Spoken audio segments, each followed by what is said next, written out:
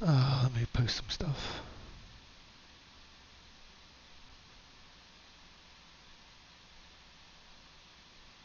So I don't have to.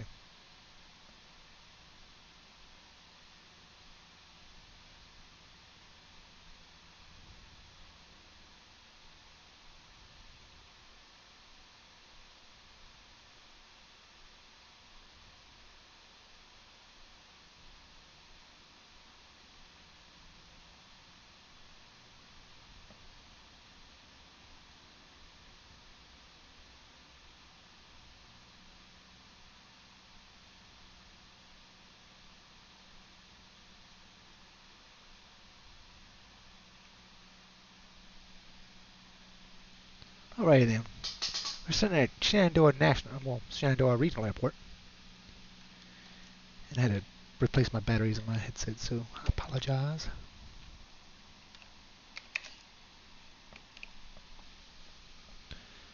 So I'll go ahead and get this thing started up.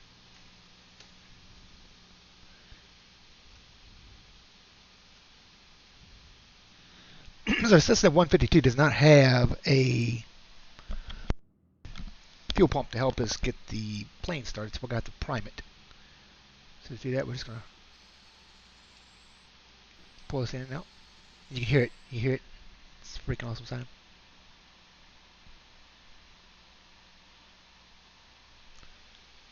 Play it one more time. Just put some fuel in the engine for us. Alternator's on. Brakes on. We'll go ahead and turn our beacon on. So this time we'd open the window and say clear prop, and we'd go ahead and give it a go.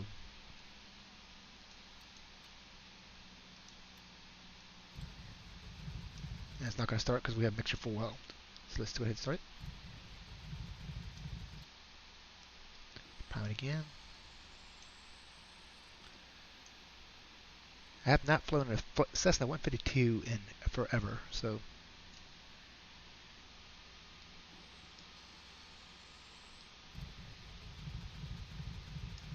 probably have to have. Do I have had a fuel on?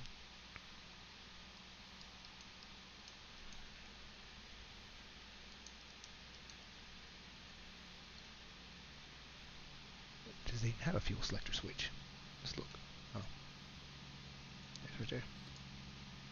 It's on now. Now I can prime it. Now we start. There you go. There's always something. You know what I mean? Alright now. So this aircraft has no GPS whatsoever. It's completely VFR. It actually you can probably fly IFR. It has ILS. We have two for lack of a better term, because they call them VORs, radios, nav radios. So we have two nav radios here. So we can do IFR, but it's not any fun. But we'll probably have to end up doing it depending on what it looks like.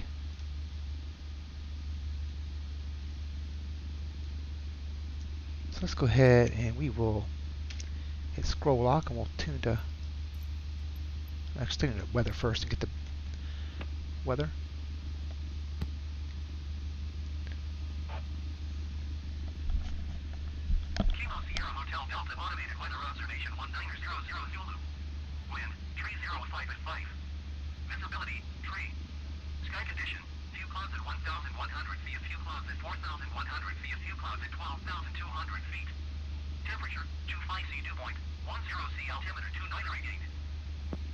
Okay, we got that. Tune to carriage traffic.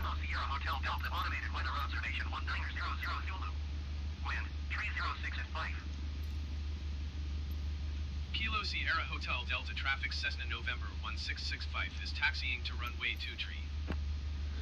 Okay, we're going to taxi to runway 23 and we will get the show going here.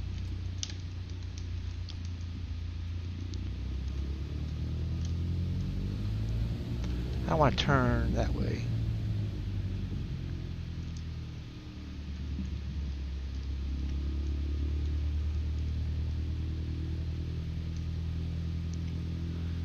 Okay, hold on a second, because it still looks like it has HDR on. Give me a second here.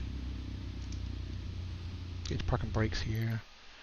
We'll go to General, go to Graphics, HDR off. Apply and save. There we go. That's what the problem was. So I did have HDR on, but I cannot stream with HDR on. Damn, Mikey, your computer still keeps crashing? Dude, I'm sorry. Wish you could be on here playing with us, brother. Rudy's asleep. He's taking a nap. Okay, so these things, these little lights right here, they're not, I don't think they're really that big. So we're going to taxi out to the end of this runway here. We'll take runway 23. We're just going to fly around the Shenandoah Valley for a while. Actually, we're going to have to turn a complete 180 once we take off to get back up the valley here. There is a mountain. I mean, there is an airport. If somebody could look it up for me. It's an airport. It's in Virginia, and it's on top of a mountain. That's where I want to land at. I cannot for the life of me remember the ICAO code for it. It would probably be a pain in the ass to fly there in this plane, but we will try. We will try.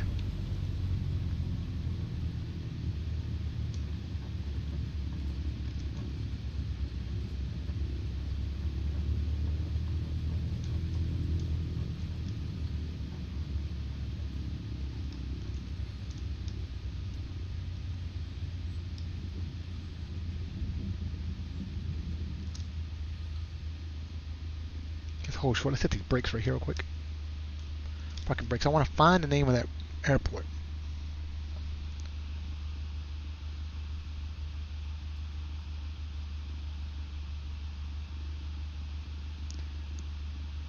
Because so the airport, I forgot what the hell it's called.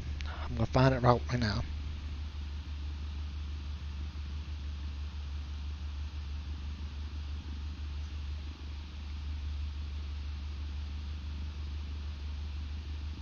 Grundy, that's it.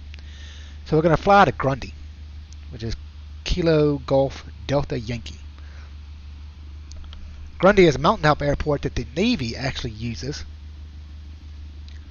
The Navy uses Grundy to train pilots to land on aircraft carriers because it's about the same length as an aircraft carrier's runway, basically.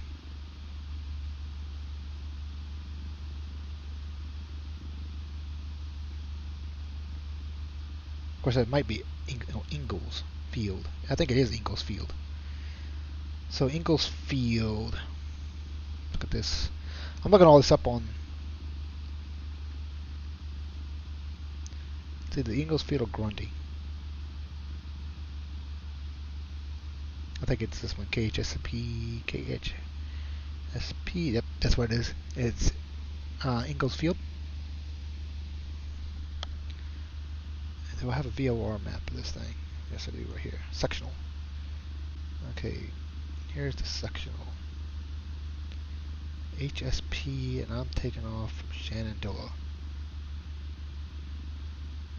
Where's the nearest? So, I'm just going through some of these charts right here. I should probably bring this up so you guys can see what I'm doing. So let's go ahead and do that. So we will go. We'll start up Edge here, and we will go into. Let's go to VFRmap.com. Okay, so this is a VFR map in the entire continental United States. And we are, this is what other streamers like Raptor and them won't show you because they have no clue, because they just play games. They are not actually simmers. Okay, so we are at Shenandoah Regional Airport. We are right here. We're taking off runway 23, so we're taking off in this direction, and we want to go to HSP, which is somewhere down here. I have no clue.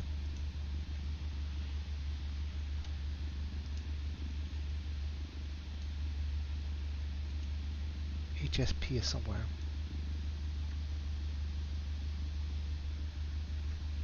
I'm looking for it. Not gonna be that far. Anyways, I want to find it because I want to find out what VORs we need to take to get there. Because we don't have GPS in this aircraft. We have to fly VOR, which also the majority of freaking streamers will not be able to know how to do. Because they just fly. We could probably take this Montebello. Okay, where were we at? We're at Shenandoah, which is here.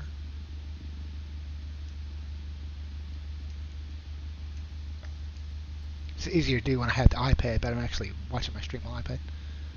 So there's Montebello.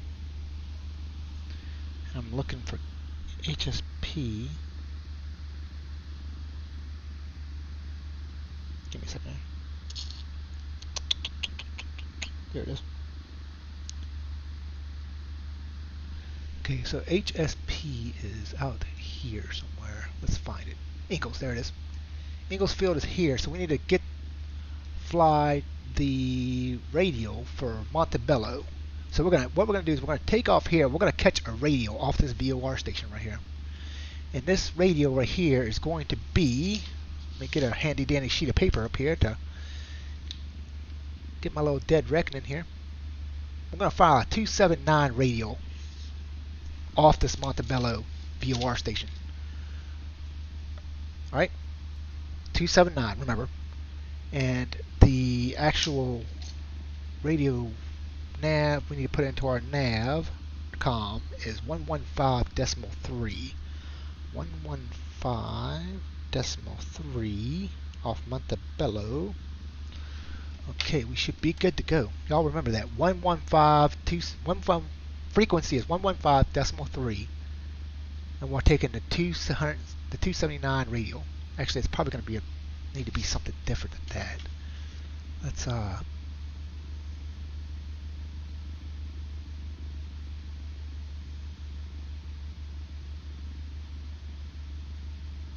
we'll start with 279. Probably 281 would probably be better. We'll go with 281. 281 off the Montebello VOR station. Okay, let's go. Okay, let's go into our nav, which is the com. That's com. This is nav. We're going to take, what do we say? Damn it. 115.3, right? 115, there's 30. We'll go up to 5. We'll flop it in there. And let's see if we can hear it yet.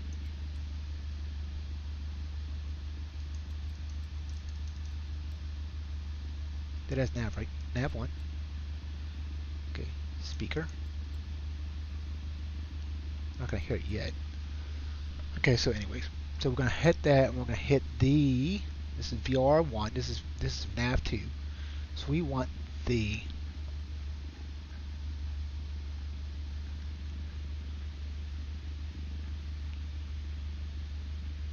That's 290. So that's 270, 280. We'll just take the 280 right there. Alright. So we'll take the 280 VOR off Montebello, which we floated in to here.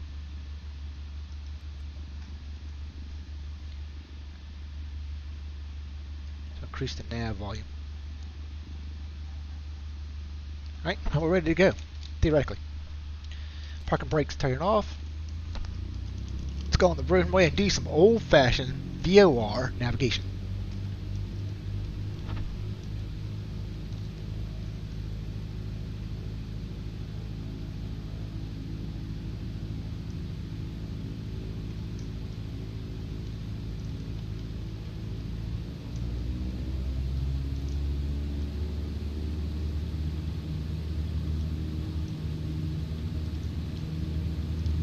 Go ahead and turn our transponder on.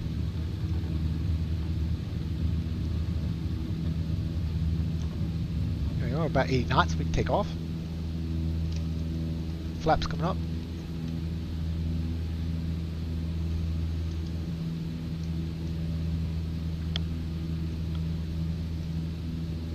I don't even think this thing has autopilot. I'm pretty sure it doesn't. We need to go ahead and turn our lights on though. So strobes on, pitot heaters on,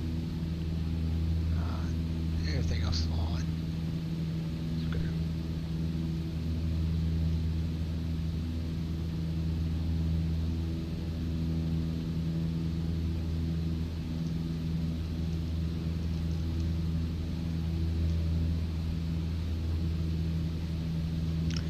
So we're going to keep flying this, and this little arm right here, the closer we get to 281 or 280 on this is going to get closer to the center of this. So as this gets closer, we need to make a right-hand turn to 280.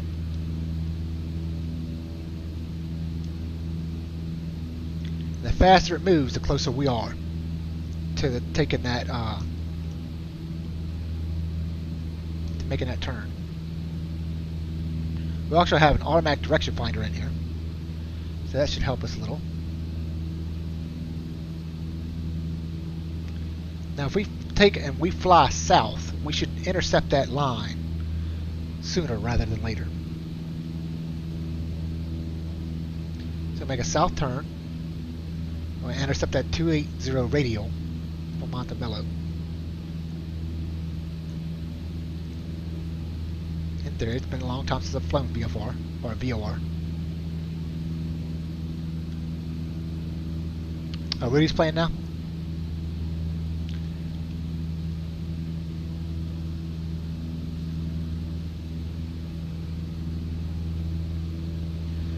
Make a bottle of water here, and we're trying to intercept this radial. Now, if you notice, there's a little flag on this VOR that tells you 2. Okay, so it says we're flying towards the VOR station. We're not really doing it yet, but once we go past the VOR station, it'll say from. This little thing will flip. It'll say from. Now get Raptor to explain that to you, because he ain't going to be able to do it. Colt won't be able to get you to do it. This is why I don't fly with them, because they don't know what the hell they're doing.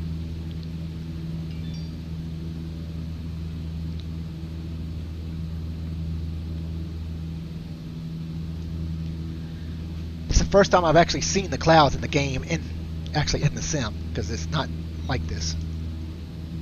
It's mine. Now we're going to pause some things, because we're going to look more at we're going to look at other things. There's a good view of the Shenandoah Valley right there. My aunt and uncle's farm used to be right down there off the wing. Matter of fact, if you look where the wing strut is right now, that's the farm right there. So this little wing strut right here. This is their farm. Used to be their farm. 400 acres.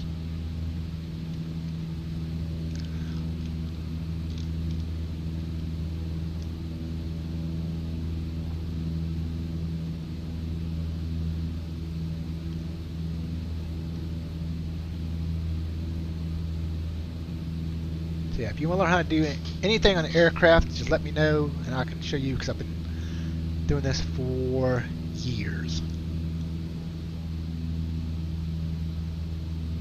I just can't get over how beautiful this game is.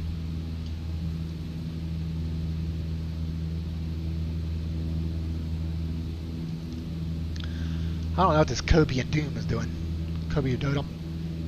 He just went down to 3,000 feet and now he's back up to 15,000.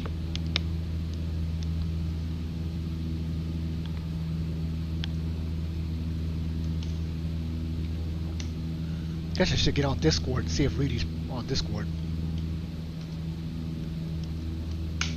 Just give me a second. Hope we don't crash.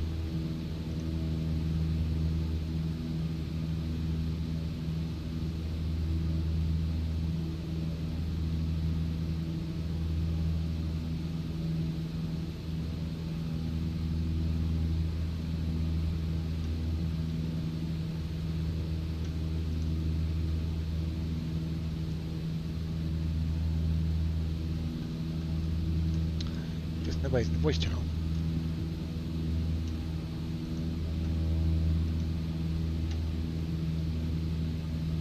Somebody pop over on Rudy's stream and tell him I'm in Discord.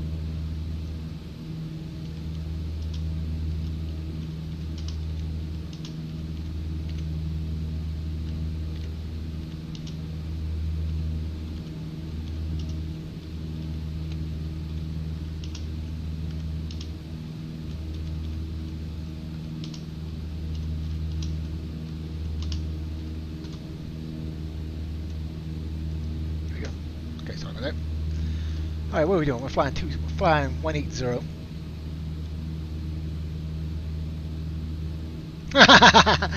Oh, Mikey. Mikey is going to crash a lot, I believe.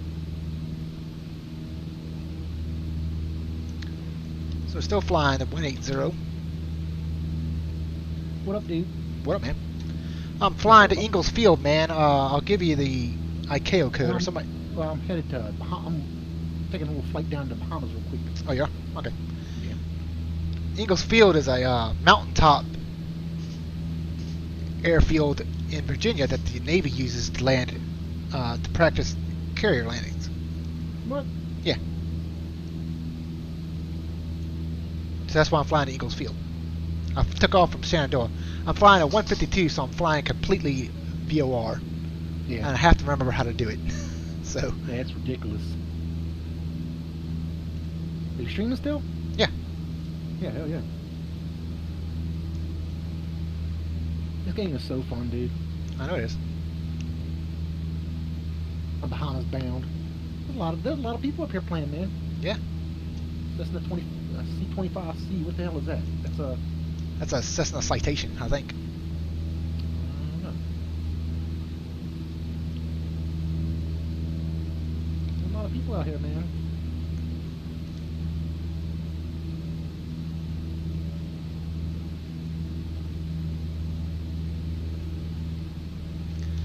I can't pick up this damn nav beacon.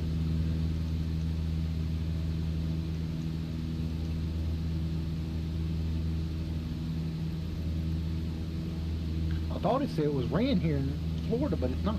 I thought they said it was raining, but I guess they're not. Let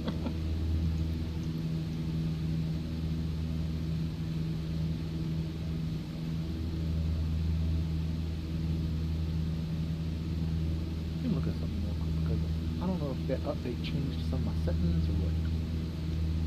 Graphics. Yeah, it did. Flying VOR. Old style.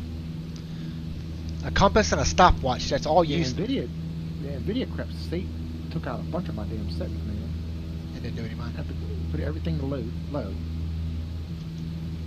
And I was wondering, I was looking at the clouds and I was like, what the hell is going on?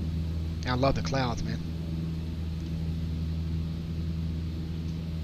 And there was a time when you could fly an aircraft with a compass and a stopwatch. That's all you needed. Oh yeah. Yep.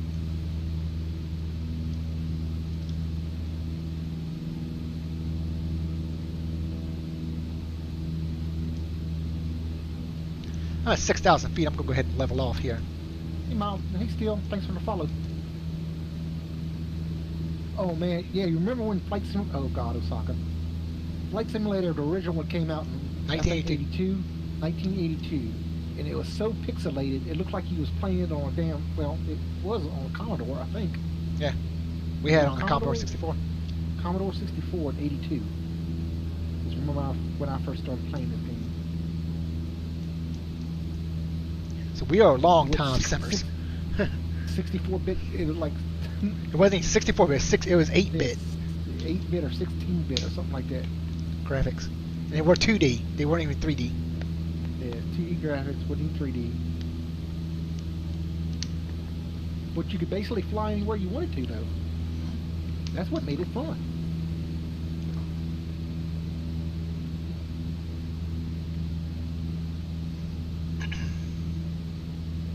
Dude, it's cloudy here. And this just goes to show you, I'm flying it with Xbox controller, so it's like, you know, you don't need some high-dollar flight control system to play the game. They enjoy the game. You know, once you set your flight director up and everything like that, then you're good to go. You just pretty much are along for the ride. Yeah, the imagination, yeah. Older than me. Dude, 82. Dude, when the Commodore first came out, man, I remember I played Wolfenstein 3D. No, it wasn't even Wolfenstein 3D. It was Wolfenstein. Oh, yeah, it was Wolfenstein, the 2D one. It was 2D. Yep. Wolfenstein. And the old German guards would be like, Auschwitz. Yeah. You'd have to show them the right papers. Dude. It was like tile-based. So you had to show them papers and stuff. It was ridiculous. Back in the day. Now, you look at it now, man, look at this. You know, look at the scenery, dude. You got all those other yahoos over here flying, but I can turn all the tags off. I wonder if you can turn off all tags but your friends. No. I don't think so.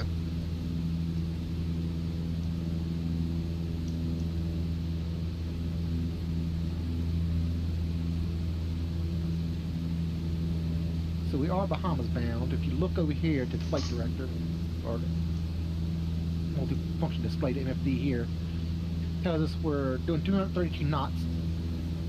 This is Rudy talking, by the way. Then you have your estimate time to get there is 45 minutes. It's 175 nautical miles away. So then we can go down here. We can set our. Oh crap! We're up here. Multifunction display. Our flight plan. We go to procedure. Approach. Let's go ahead and get this thing right here out the way real quick so you can see what we're doing.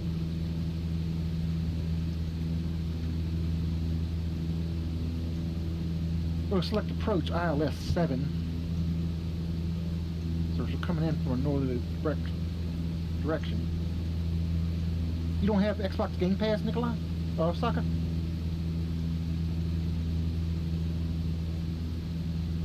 So we're going to load the approach.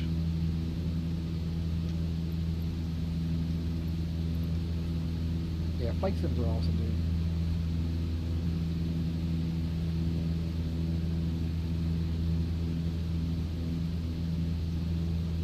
So basically, once you get it in, once you get it locked in, you get your course locked in, you get your flight director locked, you know what I'm saying? We're at an altitude 5,000. We can go to any altitude we want to go. We can go to up to 10,000. We want to 7,500. Say we want to change altitude. We select the increase altitude button here. So we want to go 8,000 feet. Now we want to go. We want to climb at indicated airspace 211 knots. That's what we're going to. Well, we can lower it down that.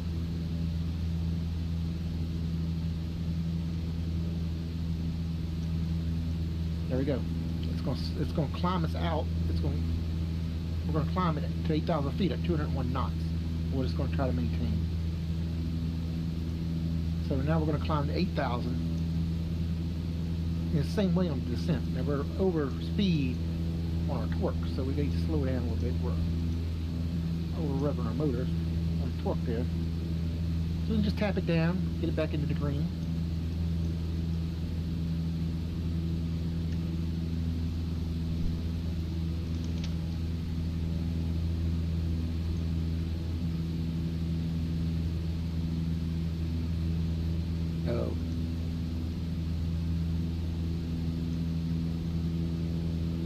Alright, sorry about that. I had to mute Rudy because it's hard for me to, you know, we sound such alike, is that so much alike that people have a hard time telling who's talking. You know, everybody's watching Rudy's stream, it seems, anyway, so it really doesn't matter. I probably shouldn't even be streaming because it's not really used to doing it. Which is why I hate when multiple people stream at the same time. Everybody has a, oh, who do I watch? You know, it's just irritating. And it's so convenient that I had just started streaming and Rudy decides he's going to stream. That's what, you know, that's what pisses me off about the whole streaming thing.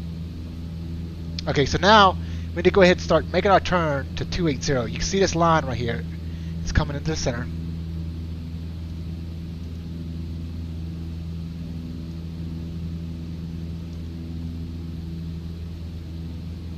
This is what VOR flying is all about.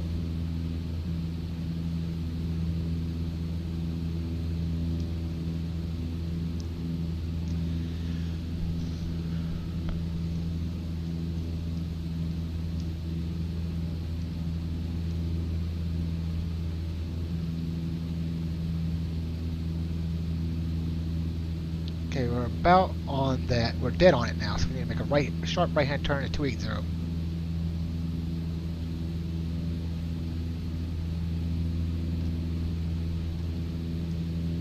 Actually, we'll turn a little bit past it so we can get kind of lined up with it. You know what I mean? So this little line right here should pull back to the left a little bit. There we go.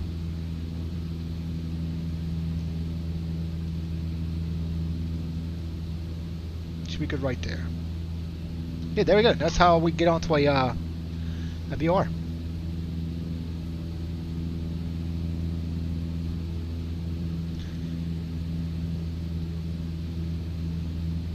I do have the trim set a little bit, so it's gonna fluctuate up and down. You can see this vertical speed indicator right here. Move up and down. That's okay. This aircraft, like I said, this aircraft does not have a autopilot.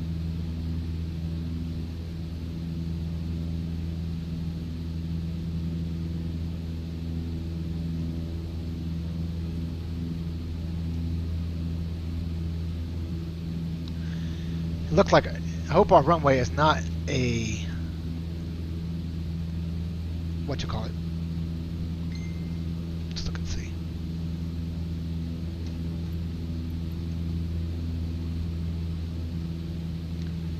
So there's our runway over here, KHSP.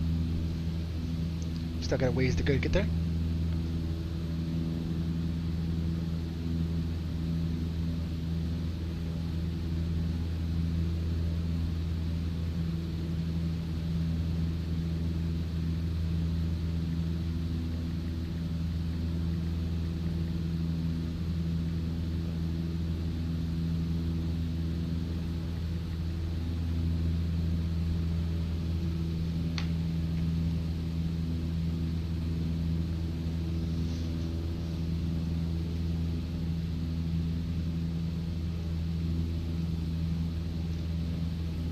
Get an external view.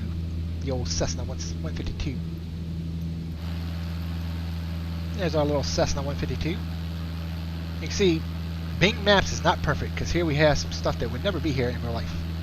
Of course, that one just went away. Maybe this one will get away closer when we get to it.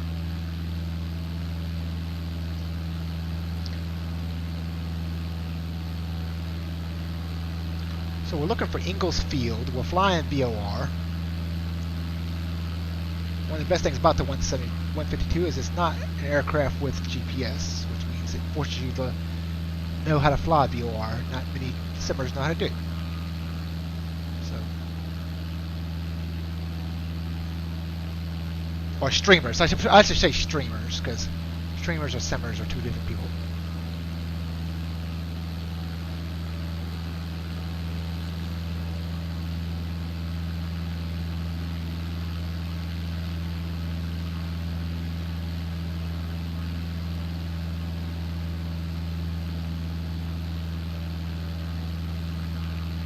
Beautiful southern portion of the. Look at that lake. That lake is like way up there. Evidently, they got the wrong elevations for that lake because the lake's floating in the air. But you know, that's okay.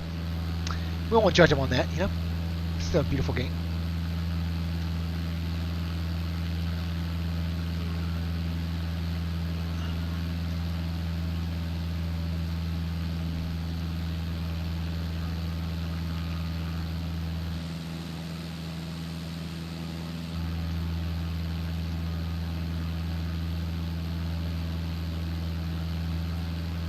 I'm not going to try Michael. I'm trying to get to Ingalls Field. And we're going to land there. Have some fun with it. Thanks.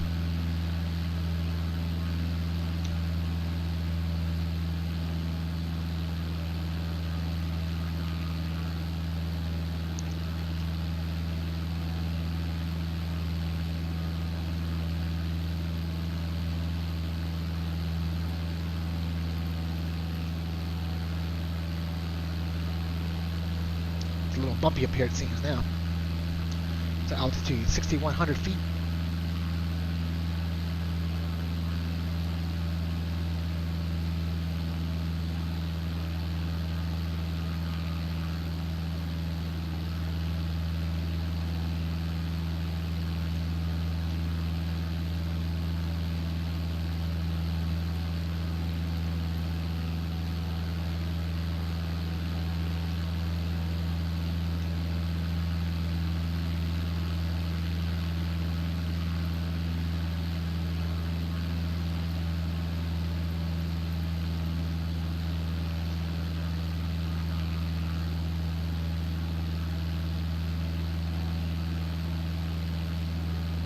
looks like it's on the other side. Oh, that's West Virginia over there.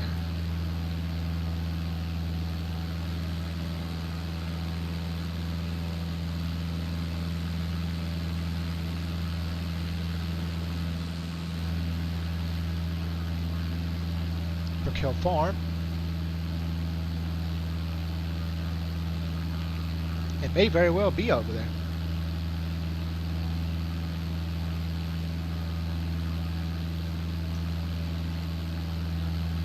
Now we're headed right for it.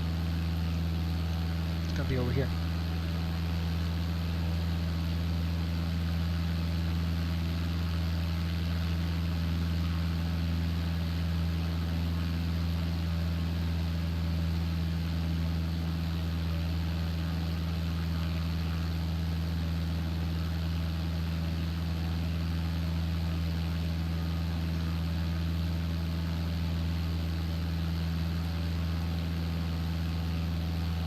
Flying good old mechanical instruments.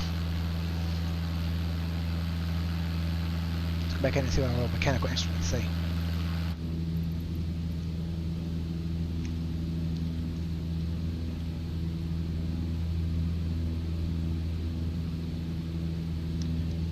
No, it's real time, real flight time. No, this is an actual representation of their service. ATS condenses everything down.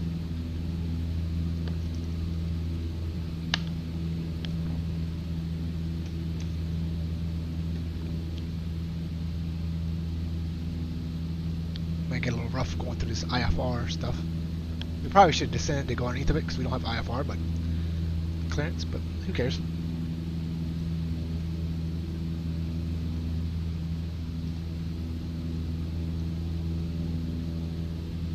There's really no mountains 6,000 feet up here, so we'll be okay.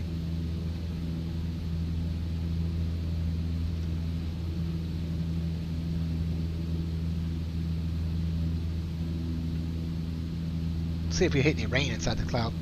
You can see it's getting bumpy now. Bump, bump, bump, bump, bump, bump. We pass through this cloud.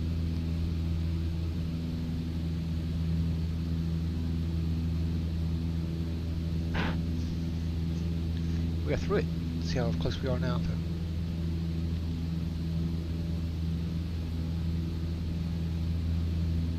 And out there somewhere is Ingalls Field.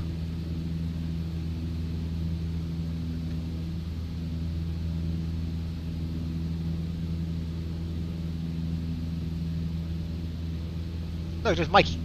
Nah, I'm just kidding.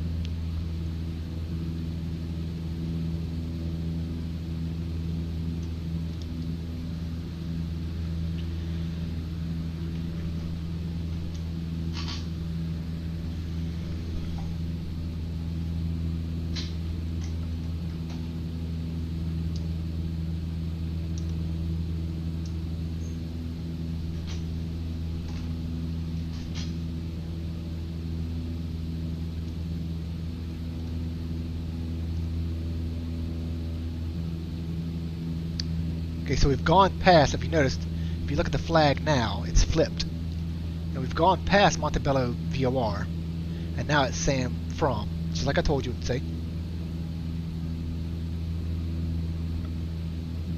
So,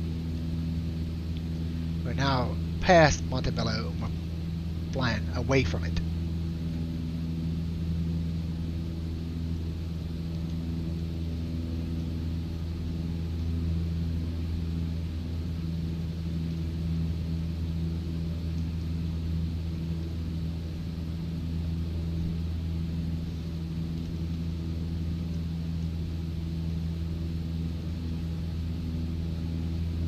I almost want to get the Premium Deluxe Edition just so I can get the 172 with the steam gauges. These old vacuum steam gauges.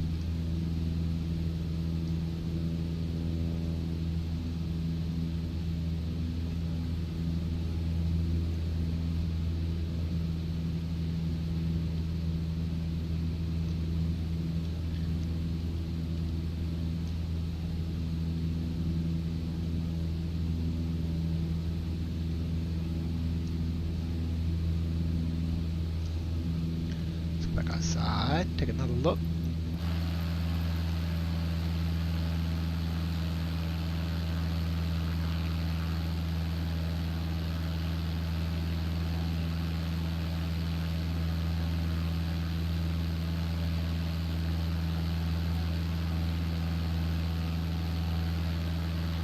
This isn't a detail, but I believe that's Interstate 81 right there. No, it's not. Because 81 runs down the other side. I don't know what road that is.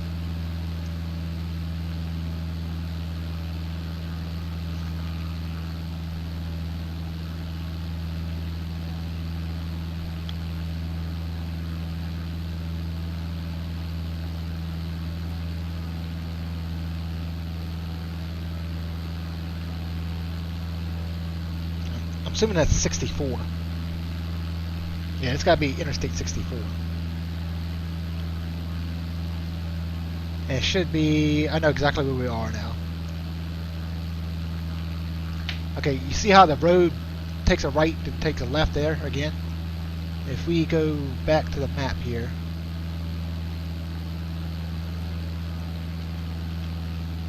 You go to VFR. Here's 64. Here's that bend. It's going to turn, and it's turning left to go south.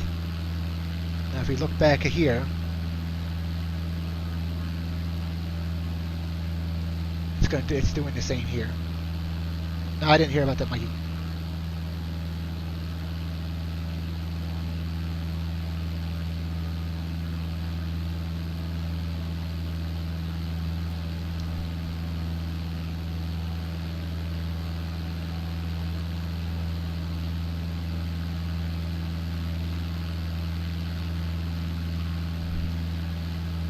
So Eagle should be over here on this mountain hill here.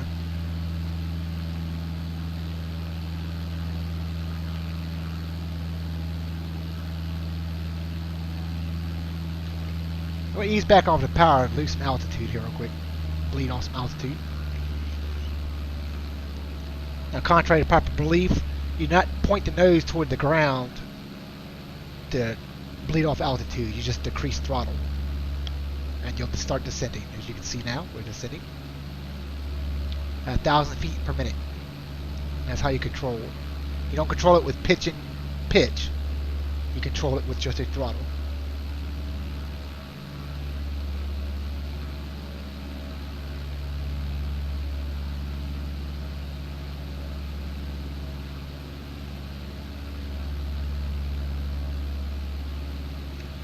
A bit more towards the west here.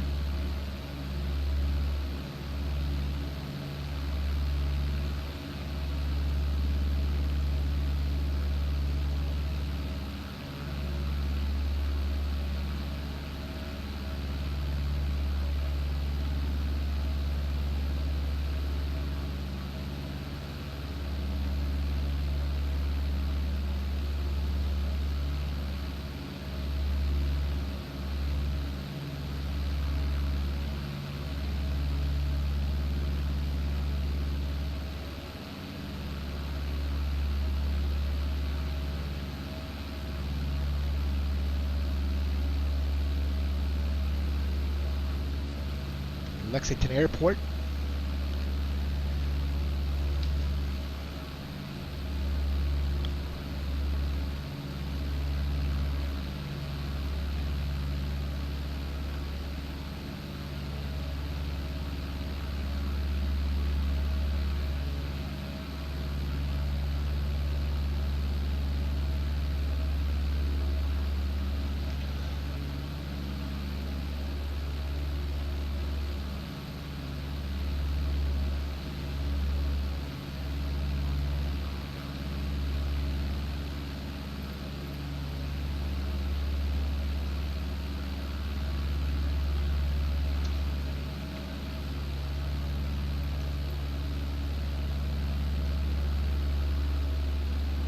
Turn head more this way.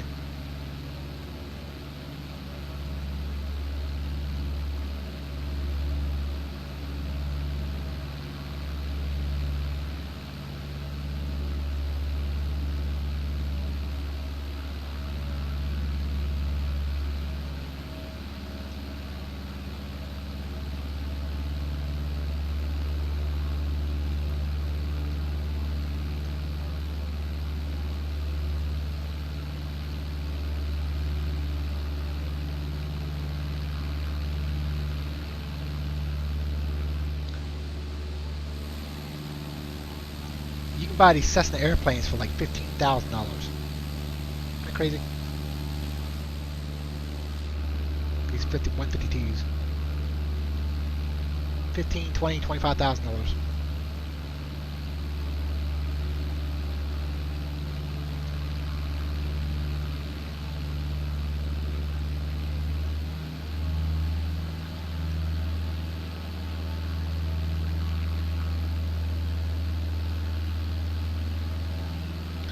Next in the airport looks like the grass strip.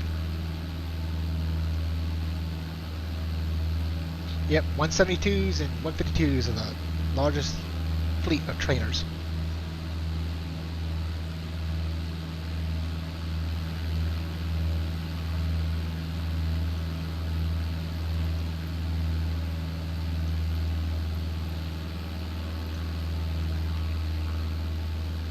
Little grass strip down there.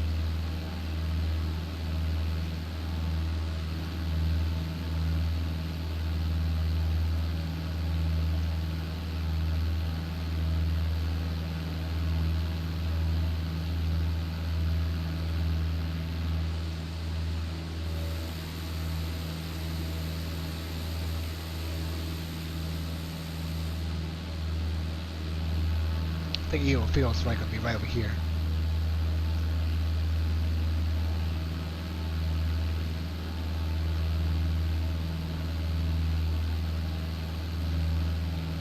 Yeah, it's gonna be right over here somewhere.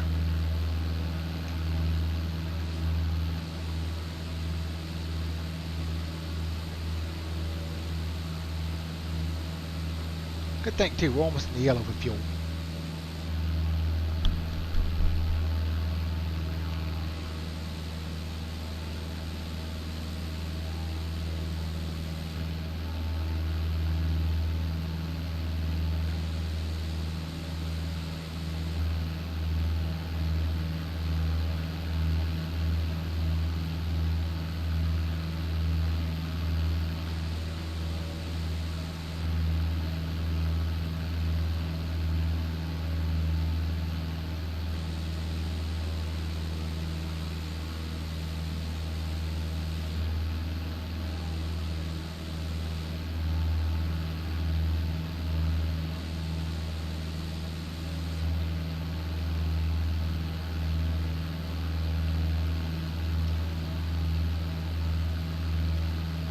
Headed right for it.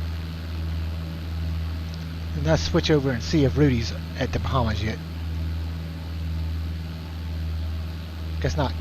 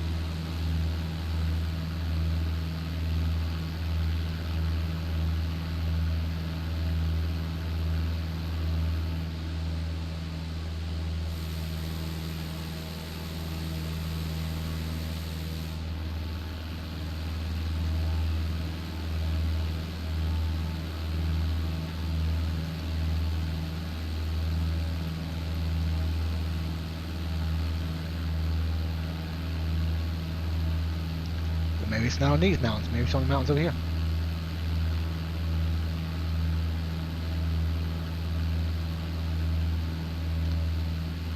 I guess Rudy got mad.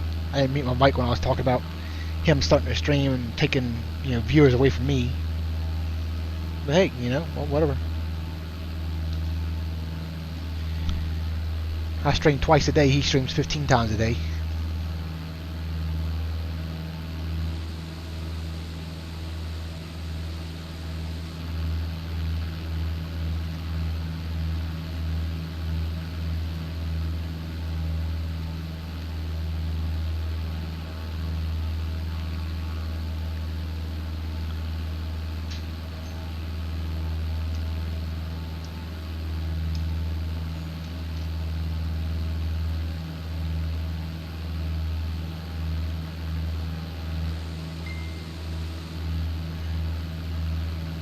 those just tuning in, we are flying to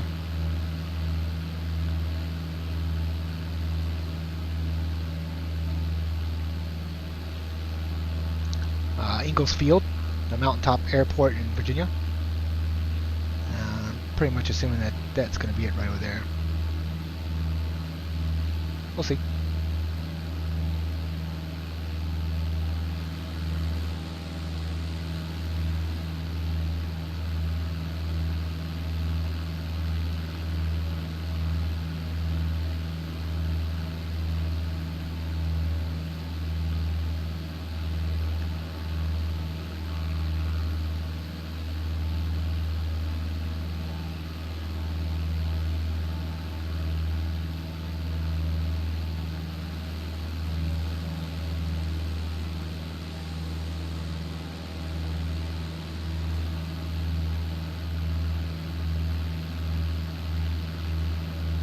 That's gonna be it right there.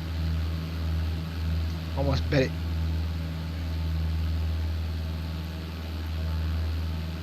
Yep. Oh, what is this? There's another VOR? That's another VOR station.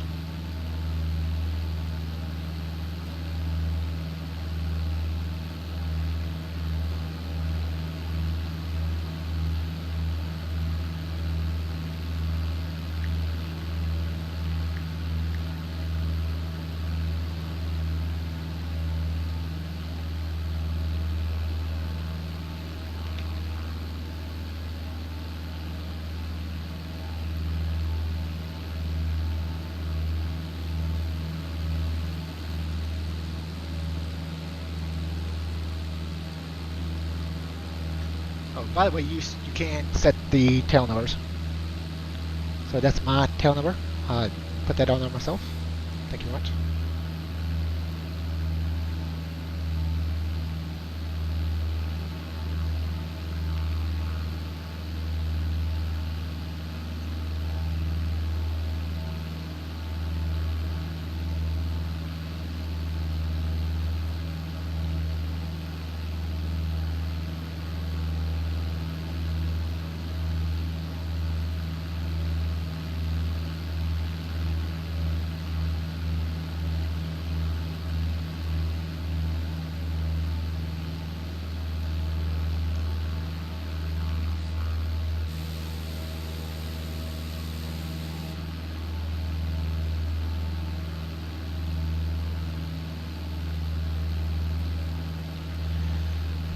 It's a good thing we're getting close, man, because that fuel ain't looking good. We got 27% fuel left.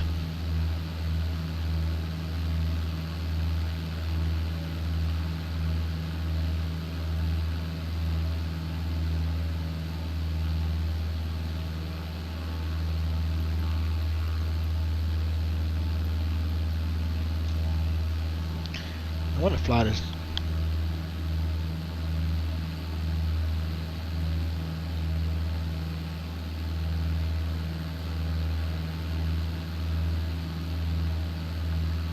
Looks like there's a VOR station just north of Ingalls.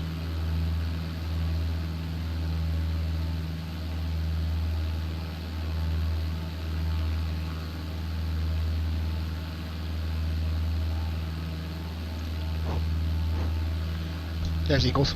There it is. I told you I'd get us there.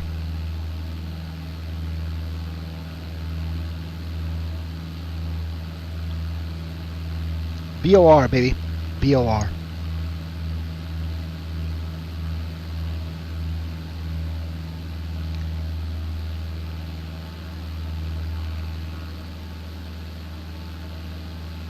There's our little mountaintop runway. So cute. So inconspicuous. Another good airfield is like Sedona. Sedona in Arizona. That's another good one. So there's where we were landing at, on that little short strip right there. It drops off right there, and it drops off on the backside, so that's why they use it in the Navy for... See how close we are? Look at our VOR. Right, almost on the button. That's how you tell the difference between a streamer and a simmer. Okay, let's go ahead and land this thing.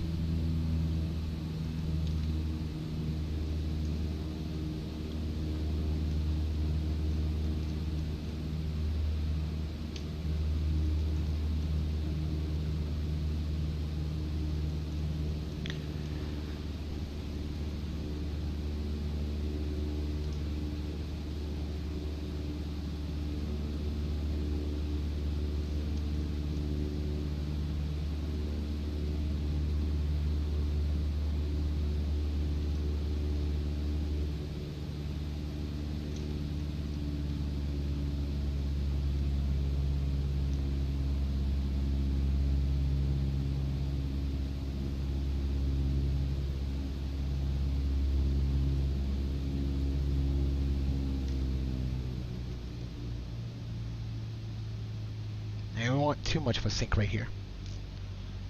Go ahead, let's go ahead and throw our flaps down full. We don't need flaps really in a Cessna 152, but we'll go ahead and do it anyways.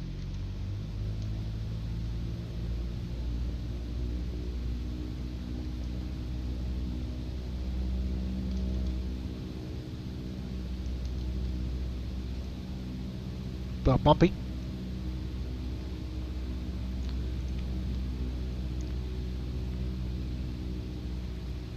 And runway 25, 23. It's runway 25.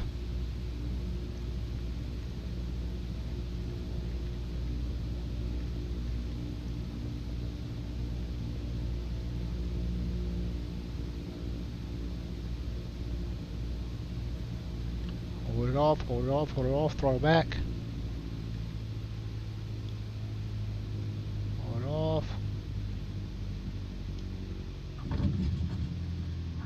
Down and no bounce. Because we're not on the center line, but it's okay.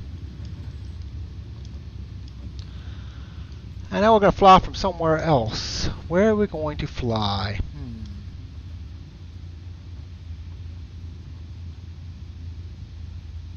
Let's think. Oh, I know where we're going to fly from now. So we get this thing stopped. We'll exit here, go back to main menu.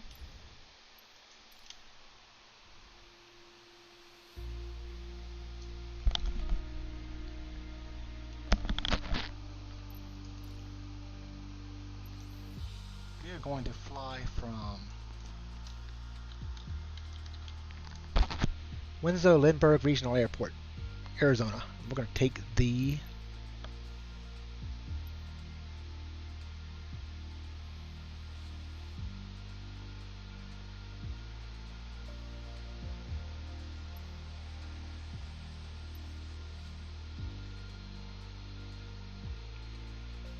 We'll take the 172.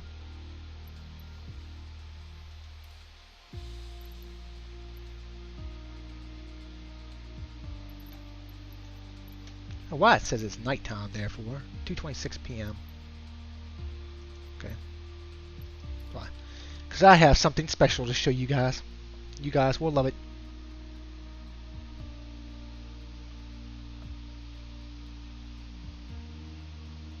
Because we'll be starting off on the runway on this one, I believe. We're not starting in the general aviation parking.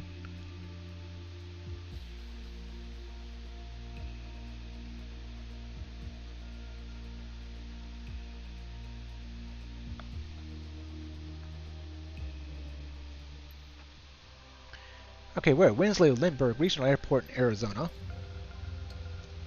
Engine started. We are taking off to the west. Park and brake off. We're in the Cessna 172.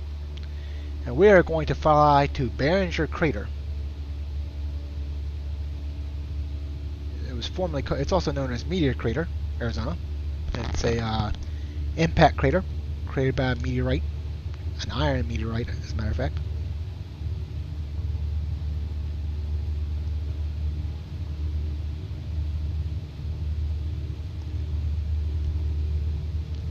I've flown here many a time on X-Plane 11 when I had ortho scenery.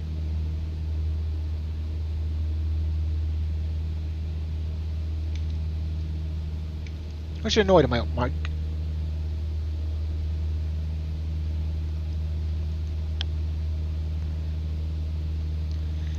You already see our altitude is already 4,900 feet here in Arizona.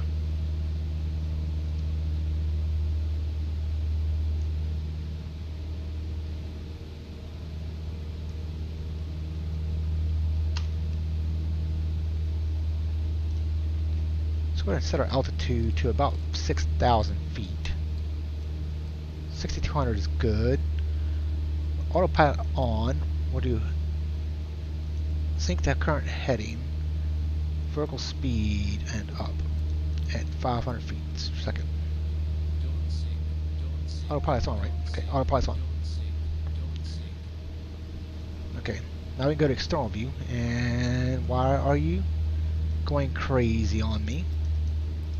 Climbing in vertical speed mode, 500 feet per minute. Autopilot's in heading mode.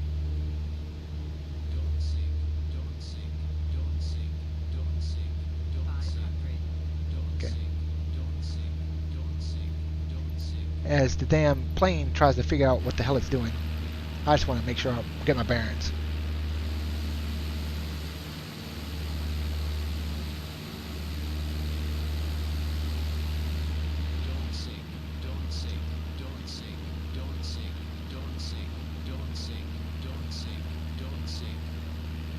Okay, we're going to hand fly this because this is just going to irritate the hell out of me with this sync stuff. Autopilot off. This off, and we are going to turn this way. I turned the autopilot off, right? Autopilot off, disengage, here we go.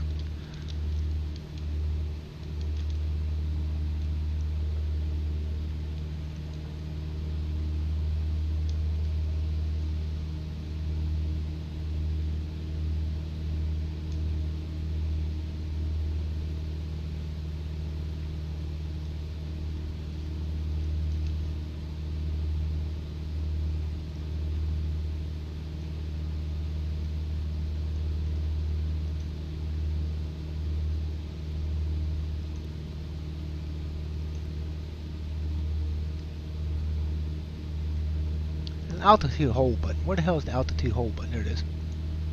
Altitude. Altitude hold. See, look, the altitude hold just does not want to freaking work. See, altitude hold, it just, is the pitch not, there it goes.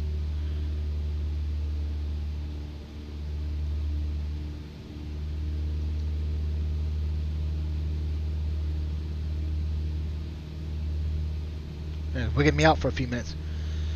Okay, so that's up ahead is the rim of Behringer Crater right here.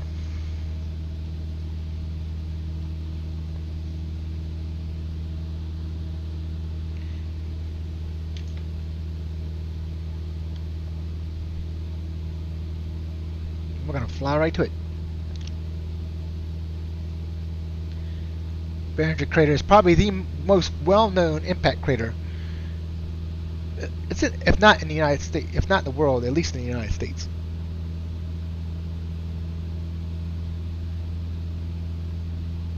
Yeah, all kinds of games are in the Game Pass, dude. More and more being added all the time. I don't play Gears though. I haven't played Gears since the first Gears of War.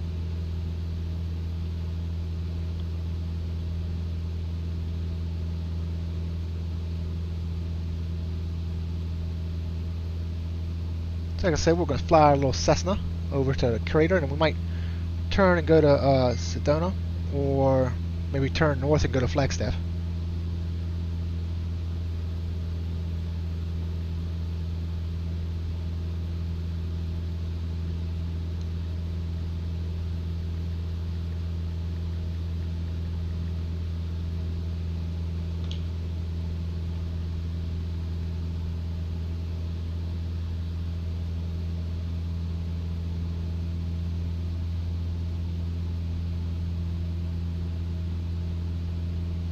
I was never a huge fan of Gears of War. I was never a real huge fan of Halo either. Most people got on board for multiplayer first-person shooters with Halo, right? or GoldenEye. GoldenEye and Halo were the two big multiplayer games that got people into playing multiplayer online. Well, I was playing multiplayer online games long before consoles came out. So, if you think about MUDs, which are multi-user dungeons, which are text-based adventure games, those were back, I was playing those back in the 80s, early 90s. And then you had Delta Force, the first one, by Nova Logic. That was probably the first large-scale multiplayer game. Kind of like Battlefield. I think you could have like 32 players on there, 32, 64 players on there, and on dial-up. So that was crazy.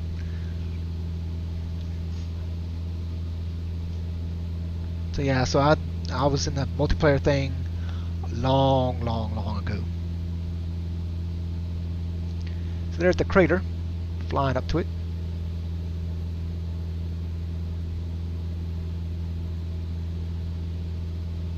Yeah, I played SOCOM Navy SEALs on the PlayStation.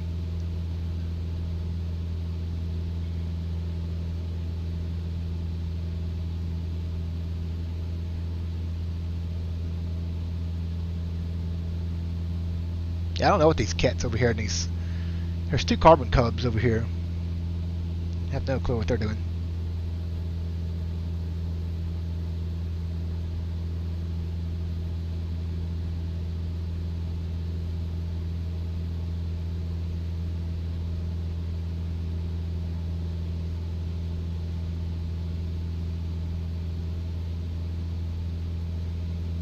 For me, it would be. I never got into Quake either. Quake multiplayer. What really got into me for me was Nova Logic Delta Force. And that was in '98, I want to say. Yeah, 1998 was when I first got big into multiplayer games.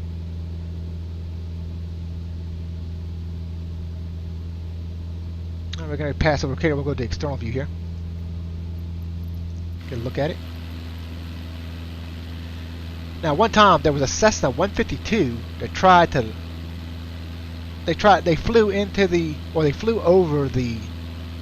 This is in the 60s. They flew over the crater and they lost lift somehow, and they ended up crashing in the crater.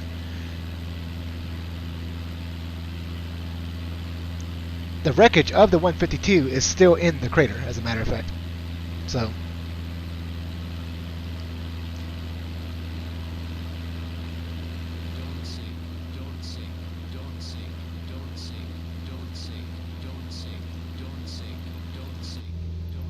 Why it's saying don't sink? Okay, it's the terrain. So there's the crater.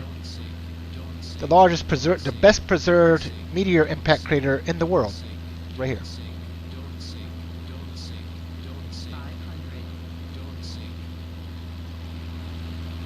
Down here somewhere is the wreckage of the Cessna 152.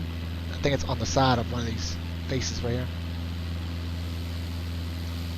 Then they have like a little building down there where they were drilling and stuff like that. So, hey, Sing, what's going on, man?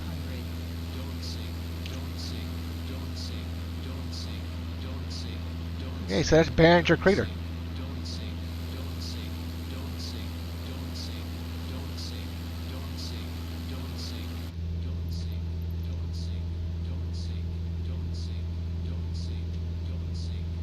I don't know why we're flying so slow.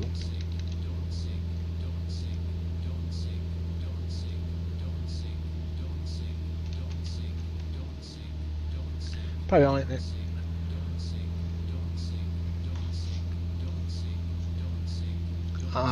Let's go ahead and zoom into the MFD here. I'm getting tired of that don't sync stuff. Okay, that's not going to show us anything because we're too far away from everything.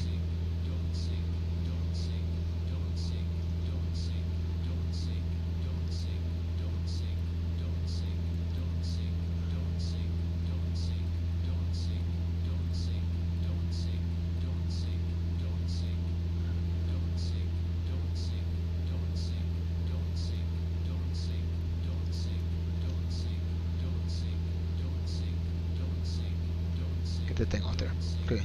Let's go to V.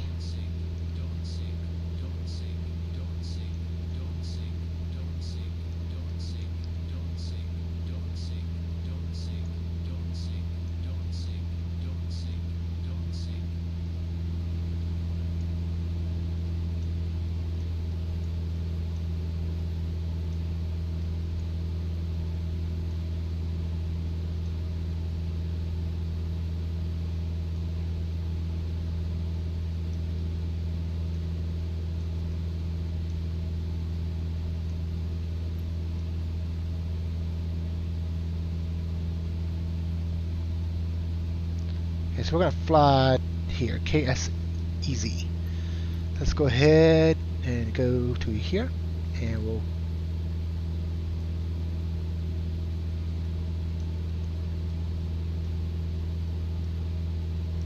hit select.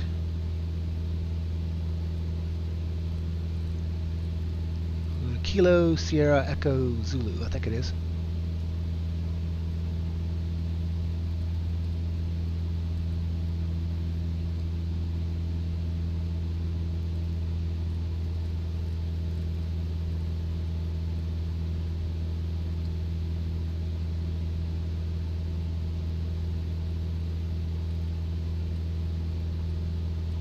Sedona. There we go.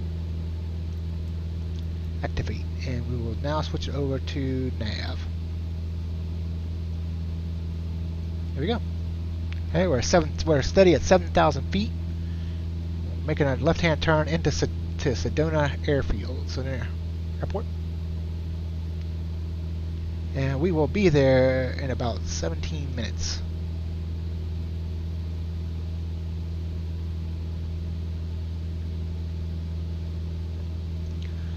Go ahead and increase my altitude, because as soon as we fly over there, it's going to be a plateau. I'm guaranteed that's where these guys are at. They're all flying it. So we may want to go to Flagstaff. We'll go to Sedona.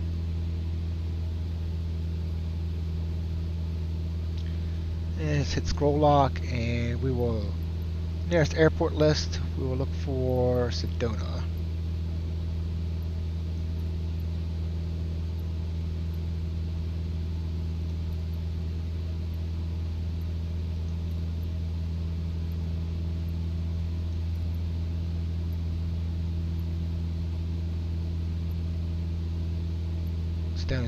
It's nowhere near us yet.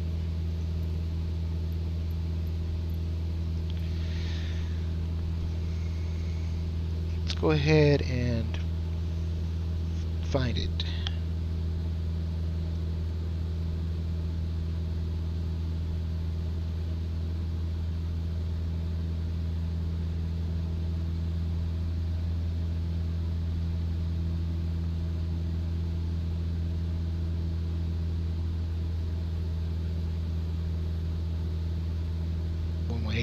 Decimal 525 is the COM.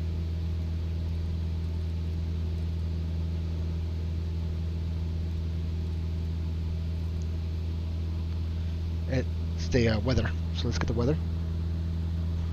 118525.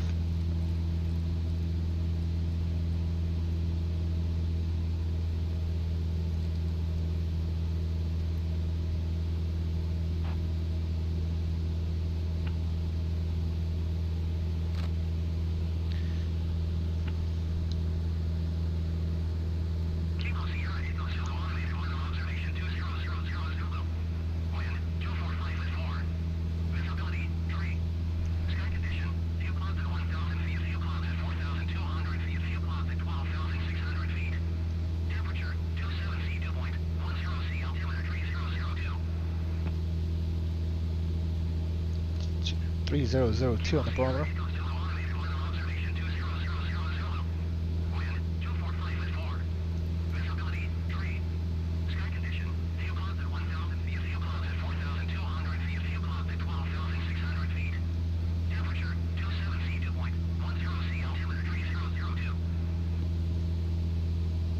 Let's load C Unicom in 123.0.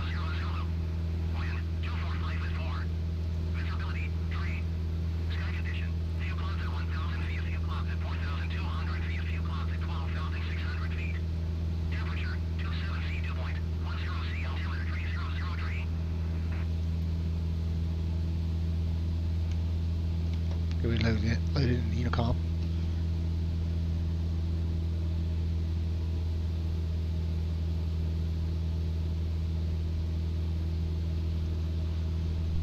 So Sedona is another airport that's on a plateau.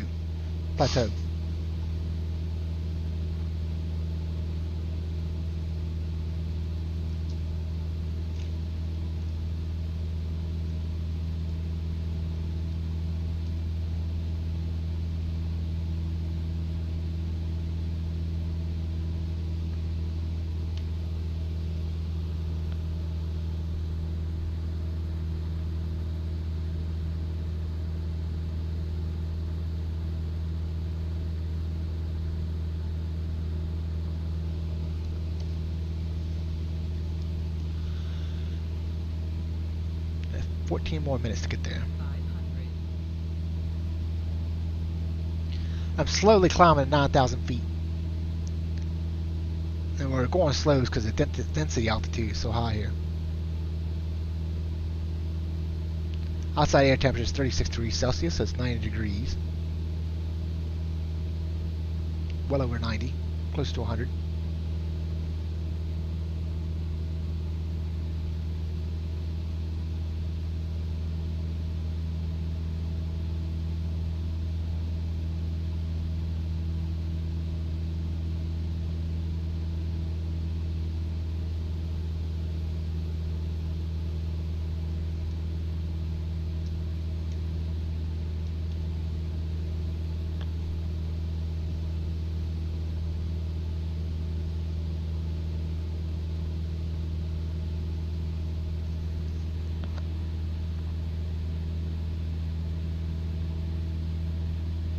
How am I epic?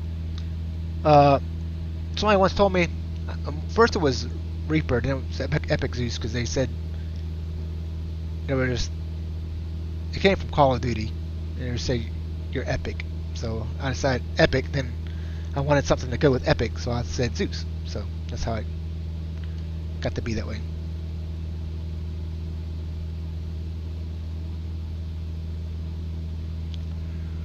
What if we could make it with his mountains?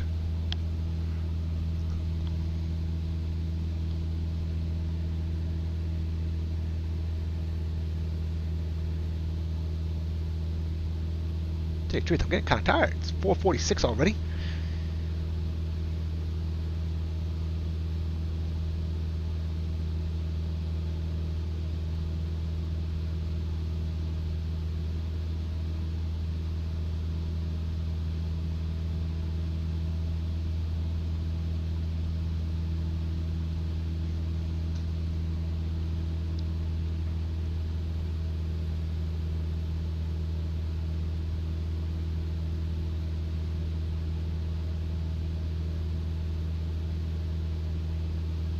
I think did they survive? The pilots that crashed the Cessna and the Curator? Yeah, they survived.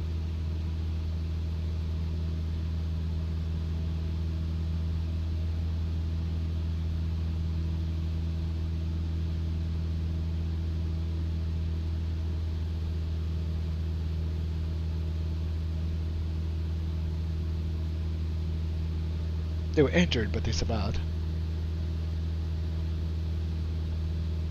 Yeah, they were flying over the crater and lost all lift. Nobody knows why. Even you can read the FTC report online. Oh, these guys just, what they do, just desync?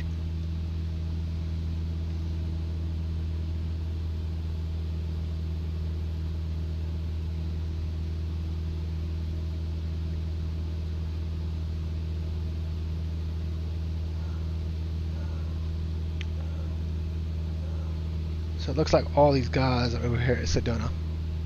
Joy. And again, none of them are on Unicom because I hear them already. Because Unicom works, I guess.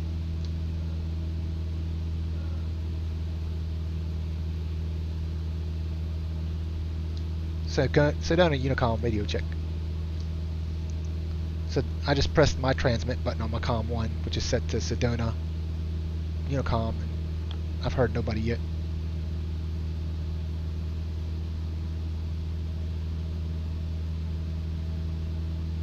So these are all just people playing, they're not simmers. Like simmers would already be tuned into the Unicom.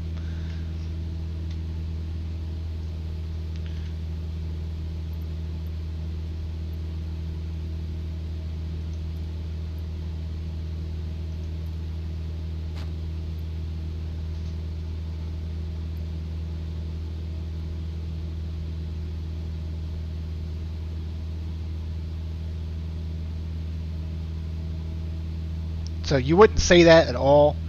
What the proper read callback would be: Sedona traffic, Cessna November 6, 1665, 18 miles east, 8,700 feet inbound to land, runway 21. Sedona traffic. So that's, you announce Sedona traffic at the beginning and end it with Sedona traffic. So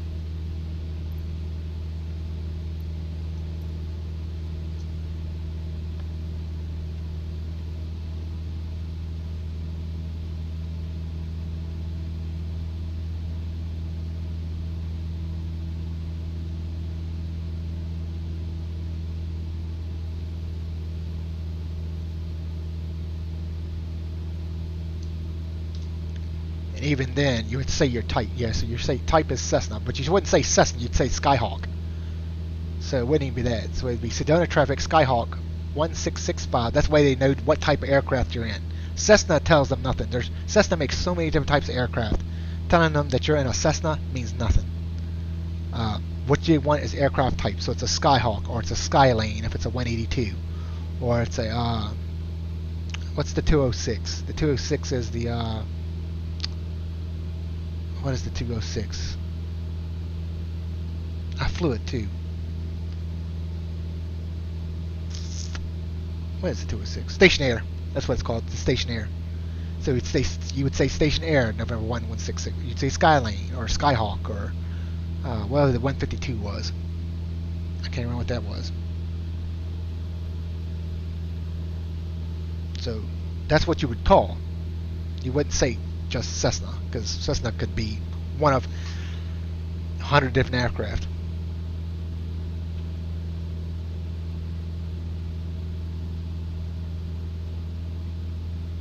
I don't think you can play an Xbox. Oh, I don't know. You have a PS4 controller for your PC? I don't know. It's not an Xbox game, really. It's a PC game that can also be played on Xbox. So I think it's whatever controller you're comfortable with, you know?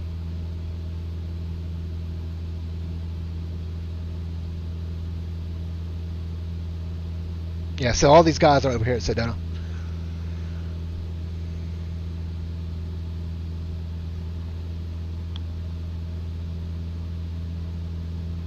Well, we'll get buffeted up here.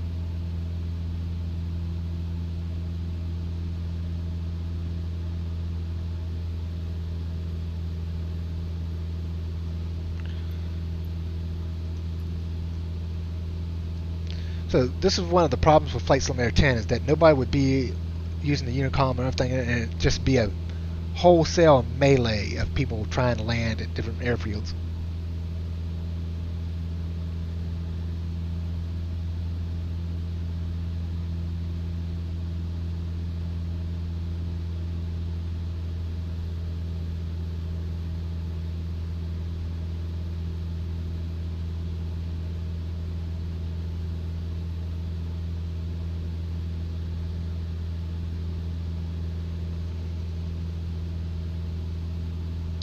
So can we see Sedona yet? Yeah, there's Sedona right there.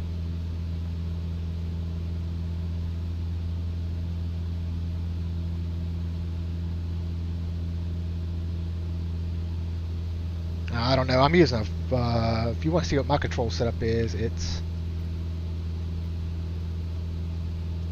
There's mine. That's what I'm using. The T-Flight HOTAS X.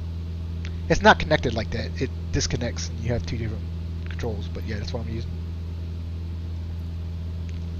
I've used this for almost 6 years now, so it's still running, still works fine. So that's what I use.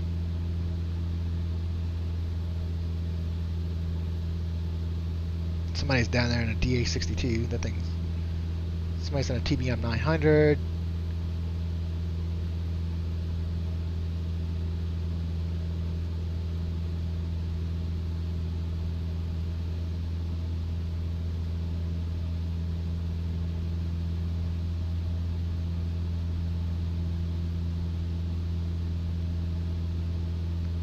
So the bad thing is that you have a lot of people flying this that aren't even simmers, so they're doing out there doing loops and rolls and TBMs and crap like that. It's just stupid, and you know, there's a whole different simming community. Look, I just got an achievement. Utilize autopilot for a total of 600 miles. Look, Ma, no hands. So there's Sedona Airport right there, in case you've never seen it before.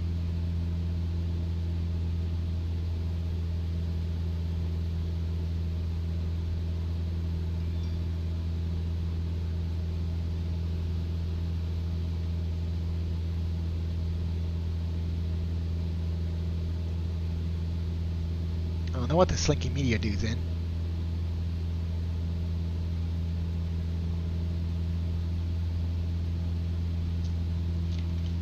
Okay, we'll go ahead and see. Hit the damn button to turn the autopilot off, and it didn't turn off. Okay, so we're gonna descend here.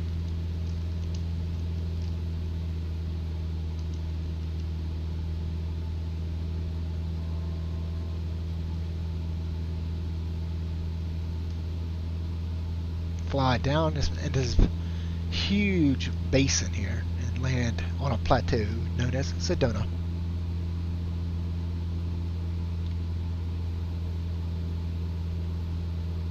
You can't even... Now, if you get too close to another plane, they ghost out, so you can't hit each other.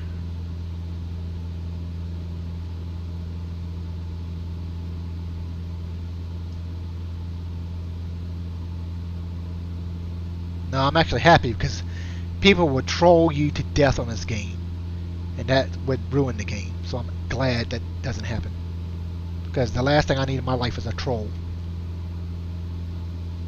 And you would have them up here. They'd be ramming into you and everything like that. If you don't believe me, play Forza Motorsports and race on Forza Motorsports, because you have idiots that do that all the time. They can't catch up with you, so they turn around and run the other way, try to crash everybody. So, yeah. So I'm a huge fan of ghosting.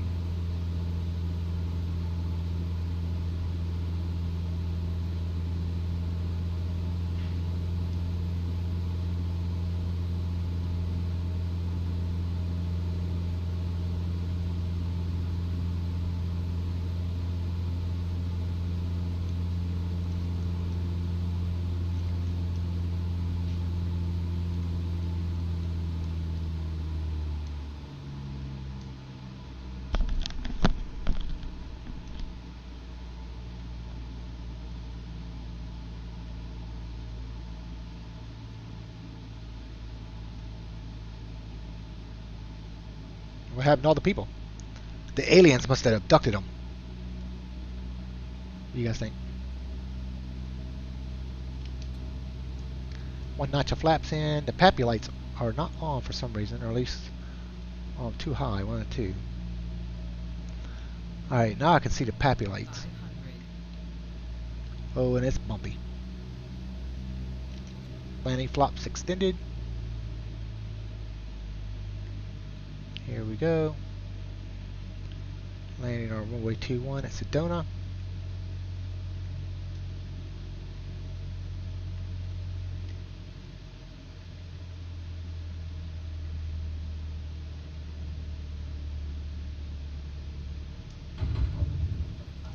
Here you go. We're down.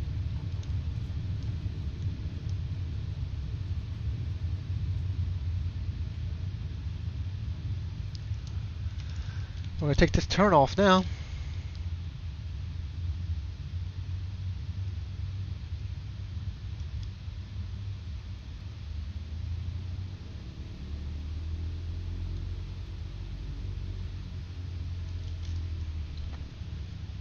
So there we go. We just landed at Sedona. We flew over Barringer Crater. Let's see where else we can fly from. Main menu.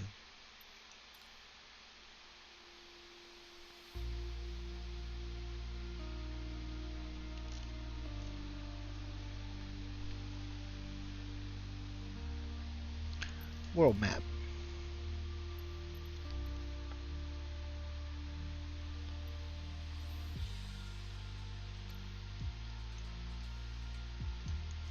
Oh, it's morning time and freaking. Let's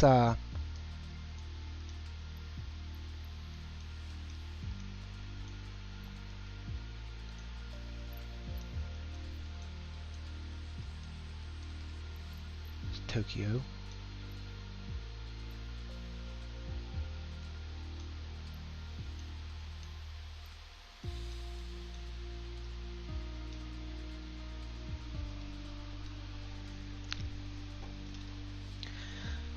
I always like flying this part of Japan for one reason only, because of Mount Fuji.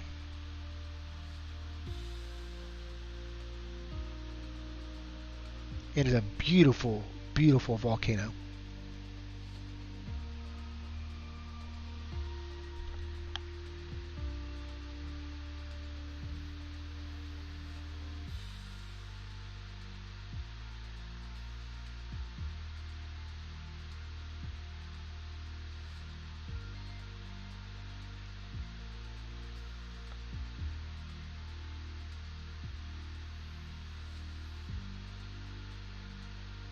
Right now I'm trying to find an airfield close to it. I know I can take off from Tokyo and fly west. And you can see it from Tokyo. So I may take off from Tokyo, or I may take off from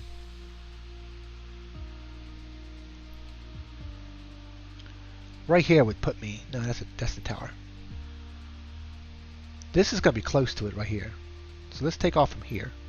Set that as departure. We will take off in the Beechcraft Bonanza. As soon as we find it. The Bonanza. No, that's the Textron. Here's the Bonanza. Take off in that. And we are going to go ahead and load in. And we will fly Mount Fuji, Japan. The land of the rising sun.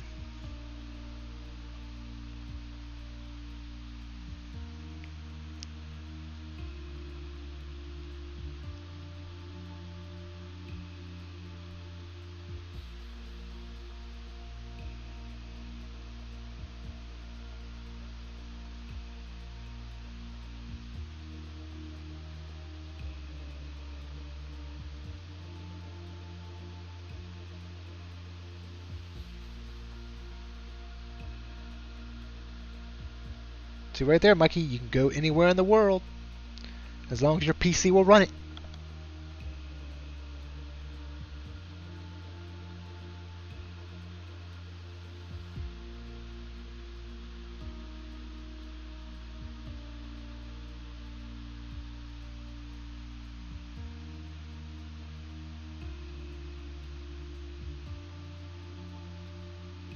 I guarantee he raged in, Mikey.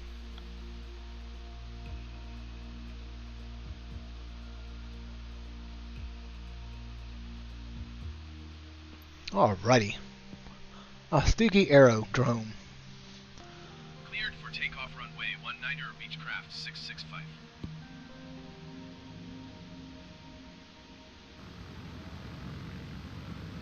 I wish we had at least different liveries so we could have different color planes, you know? Let's go ahead and take off. Release the parking brake, throttle forward, and we're off.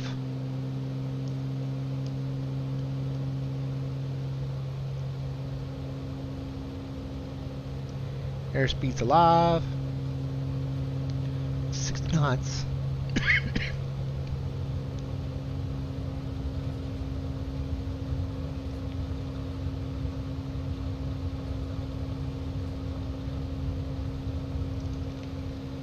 There you go, we're up. Positive rate, gear up.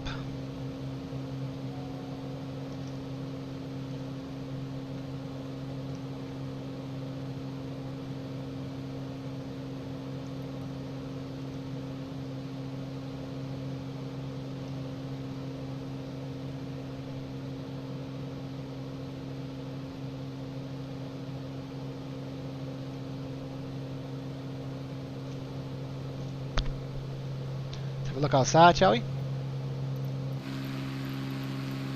There's the beauty of Japan.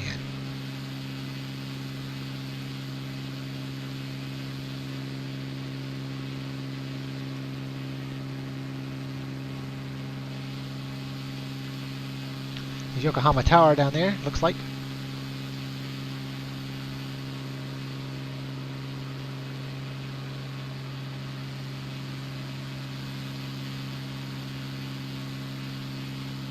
Wow. The game is beautiful, I must admit. There's just no denying it.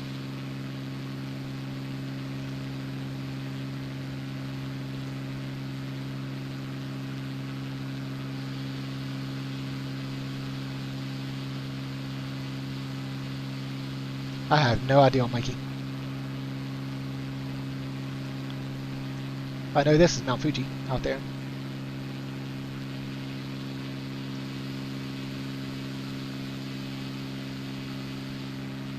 I thought it would be closer, you know what I mean?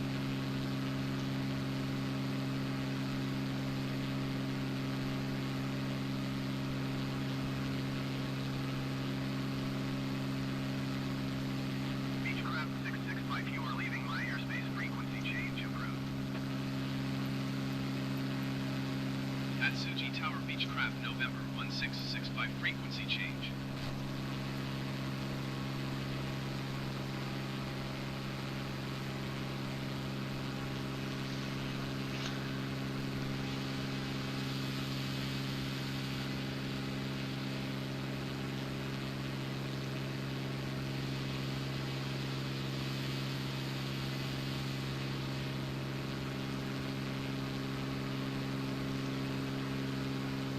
So for flaps down, so let's raise the flaps. Pick up speed.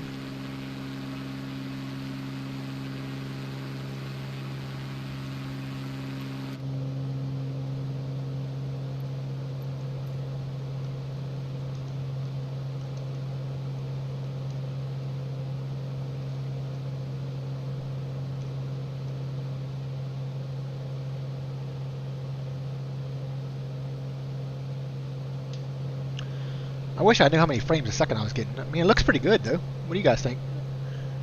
I know when I was playing, the other day, Mountain Blade, I was getting a lot of lag. But I don't seem to be getting as much lag here as I was the other day on Mountain Blade.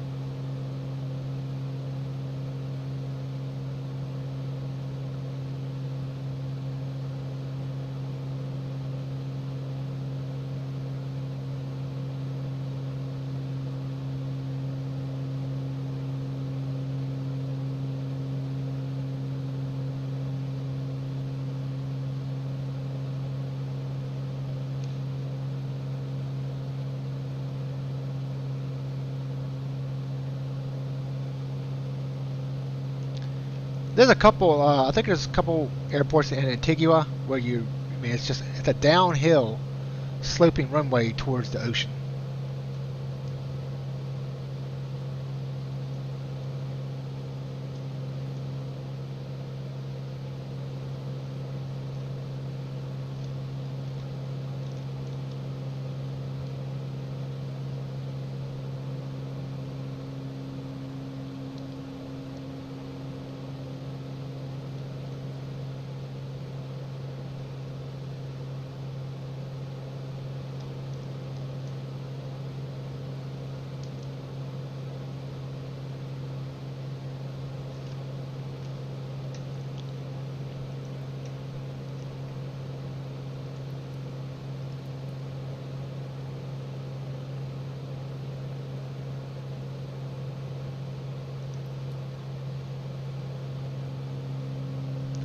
Altitude hold, we'll pick up speed here.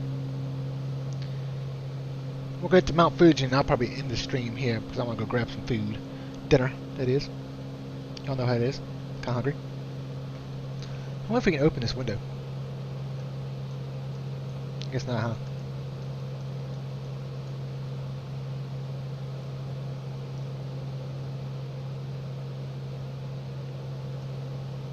I cannot wait for the glider DLC to come out because I do love flying gliders, and seeing how the wind actually affects the aircraft when you're going over these little mountain ridges and stuff like that really gives me great hopes for the gliders in Flight Simulator 2020. Flew gliders in the X-Plane 11, but it just wasn't. Half the time you couldn't get the tow plane to go, and when you did get the tow plane to go, it wouldn't take off, or it would take off and you'd lose the cable. It was just annoying as hell. It was so annoying. So I do look forward to flying gliders. Not helicopters, yeah. I flew a helicopter a couple times on X-Plane, but I never really got into it. It was just something I didn't enjoy. I didn't enjoy flying helicopters.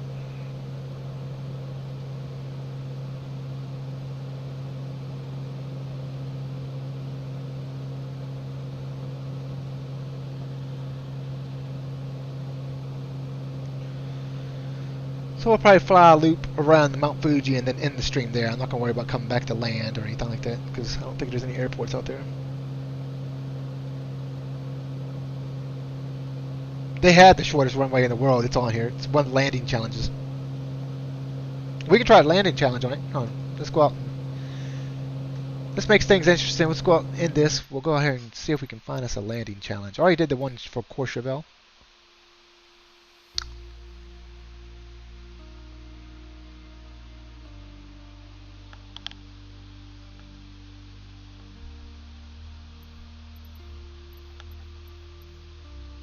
So activities, we'll do landing challenges. Famous, and there's one in Ecuador.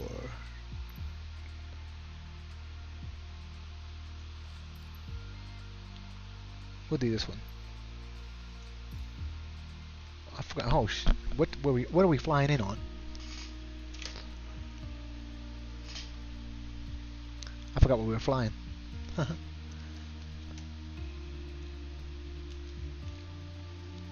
So we'll do these landing challenges.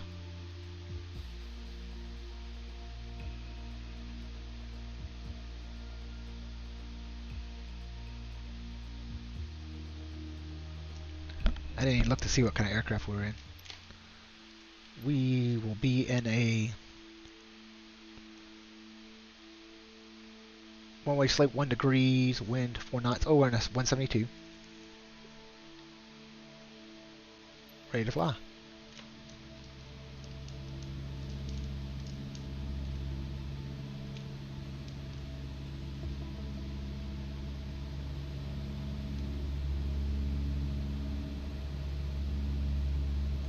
Yeah, that's Lukla. Rudy took off from there earlier and crashed in the fog. Actually, it was at night and in the fog.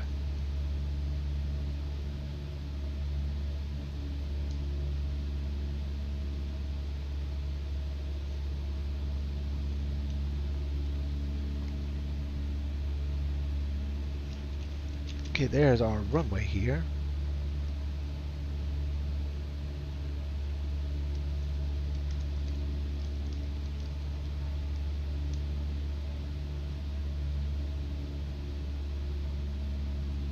I think this is in Chile.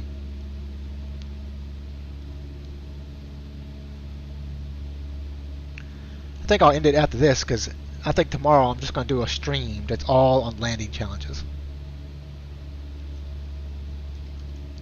So we'll do every landing challenge in the game.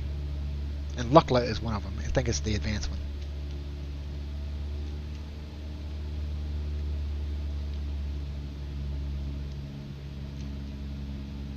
And you don't get to choose the aircraft you do the landing challenges with. So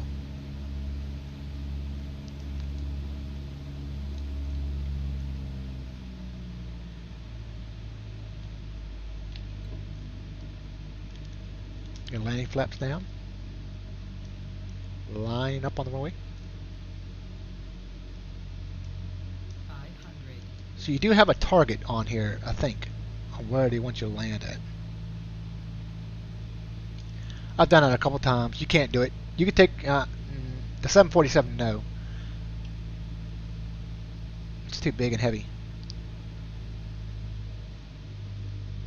So there's our landing zone, right? If you see it right there, that's what we're aiming for.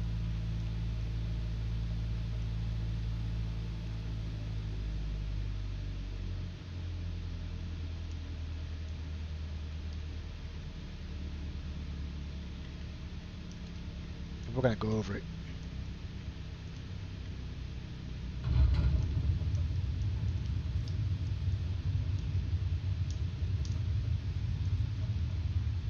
Yes, we went over it, so we're not going to do so very good score on that one.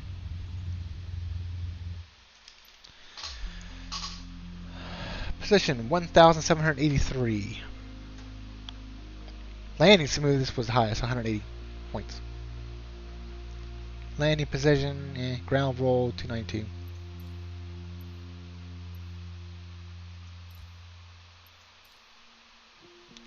I believe they do have a Lucla one. Let's look. I think it's under advanced. So there's Nice, France, Jackson Hole, Aspen's in here somewhere. Probably gonna be under advanced or epic. Lucla, there we go. Lucla in a Skywagon. Boogaloo, I think it's the one you were talking about. No. Aspen, Lucla.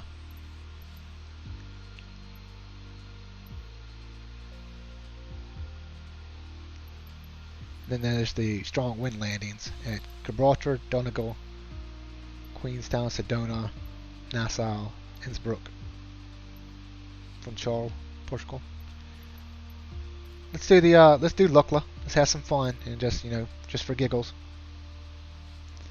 Just for giggles, we will land here at Lucla. Just to make people happy. So tomorrow we'll do a whole stream on nothing but landings. Landing challenges.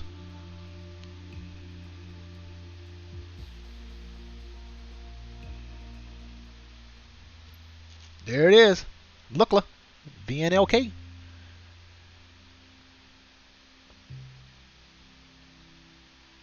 We're flying in a Cessna 208 Grand Caravan. Here we go. This is gonna be ugly. And it's raining. And I cannot even see the runway.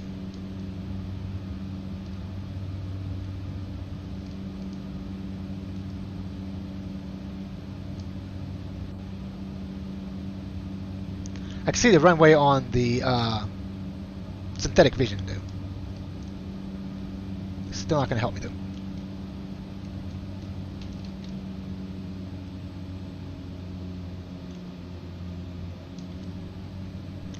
And evidently, this is how it is a lot in the Himalayas.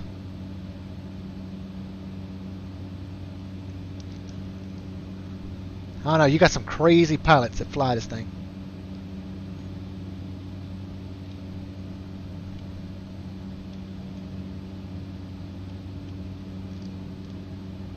I don't even see it yet.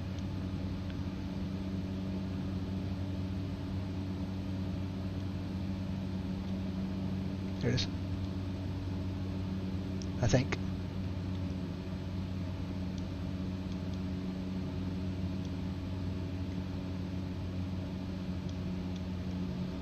I don't even see it. It's like the windshield is freaking icing up.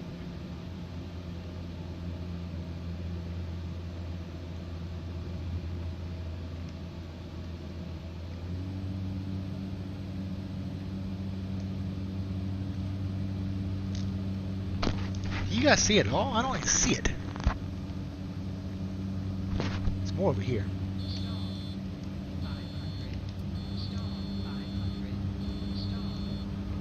It ain't looking good. It ain't looking good. We got it. We recovered. There it is right there.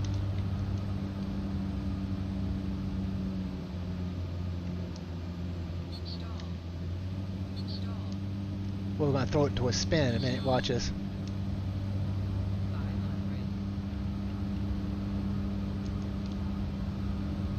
I did not see it at all. There it is right there.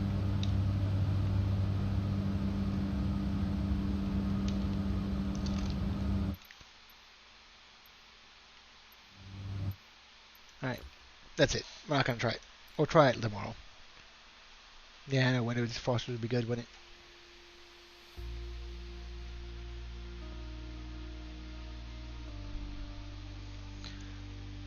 So I want to thank you guys for watching. I'm gonna get off here and go find something to eat, and I will be back on here tomorrow. Look at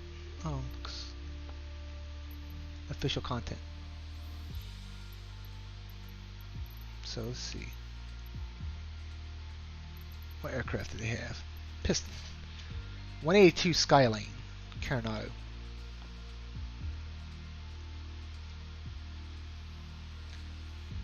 I mean, this is not different at all from the 172. It just gives you a little bit better climb and stuff like that. Now, it's nowhere near worth 30 bucks. So I may end up getting the premium upgrade,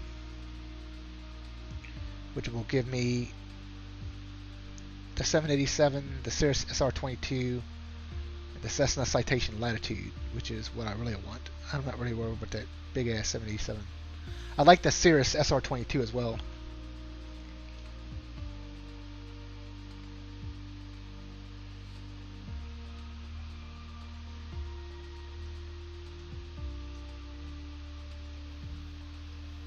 There's the Citation Latitude, longitude. That has the G3000 cockpit in it. Oh, look, and we get a big old bush plane. That'd be awesome. But we'd also get, so in addition to these 5 aircraft, we'd also get the aircraft from Premium Deluxe.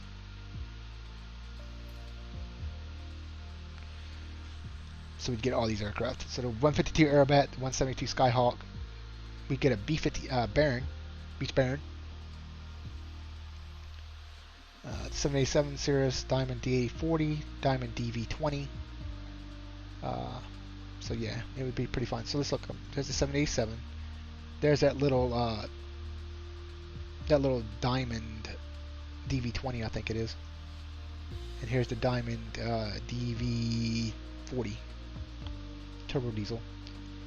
Here's the 152. Here's the one. No, that's the 152 right there. It's the 172 right there. Just the piston.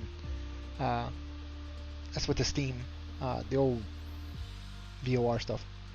There's the Baron 58. There's the Cirrus SR22.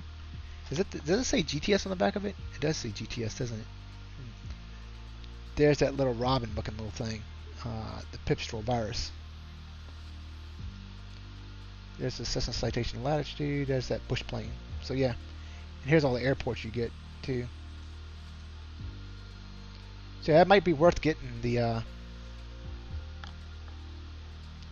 may go ahead and get the Premium Deluxe upgrade, just to get those extra aircraft. You know, that put my aircraft up to. We have 20 aircraft now. That would add 10 aircraft. So yeah.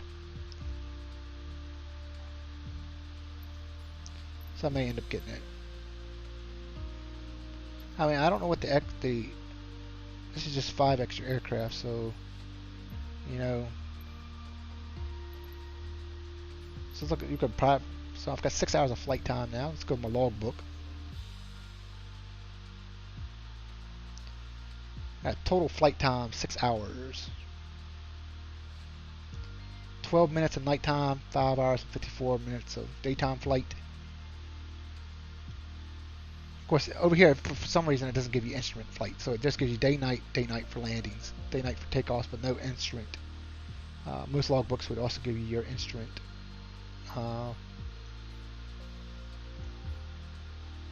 Also, how many hours of instrument flight you had. So, but anyways, I digress. But yeah, so next Wednesday, I'll probably go ahead and get the Premium Deluxe, and we'll have those 10 extra aircraft, and we can fly with those too. So, I want to thank you all for watching. We'll be back more tomorrow for more flying, mostly landing challenges probably, and I will see you guys then. Until then, have a great evening.